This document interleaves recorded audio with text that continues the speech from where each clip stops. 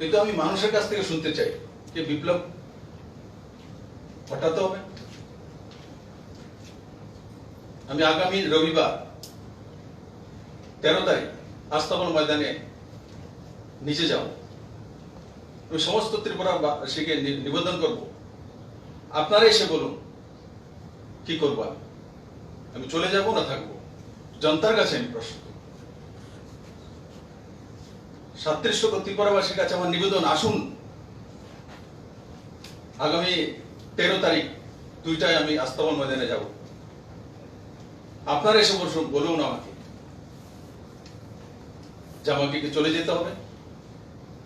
আপনারা যে রায় দেবেন সেটাই মেনে নেব এবং আমি আমার হাইকমান্ডের সামনে প্রস্তুত করব যে ত্রিপুরার জনতা এটা চাইছে। 4 জন লোক কি বললো সেটা ত্রিপুরার মানুষের রায় কিনা সেটা আমার জানতে হবে। আমি সমস্ত ত্রিপুরাবাসীকে আবারও আপনাদের মাধ্যমে করজোরে নিবেদন করবো, আসুন, যদি বিপ্লব ভালো লাগে সেটা বলুন, আর যদি না লাগে আমাকে বলুন। আমি কাজ করার চাই।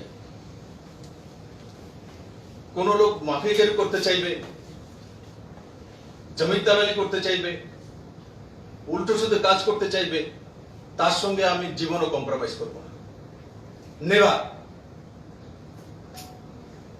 আমার একটাই লক্ষ্য, ত্রিপুরার বিকাশ, ত্রিপুরার মানুষের উন্নয়ন, জব ক্রিয়েটার তৈরি করা, এন্টারপ্রেনারশিপ ডেভেলপ করা, সরকারি জব তৈরি করা, সেই দিশাতে কাজ করা।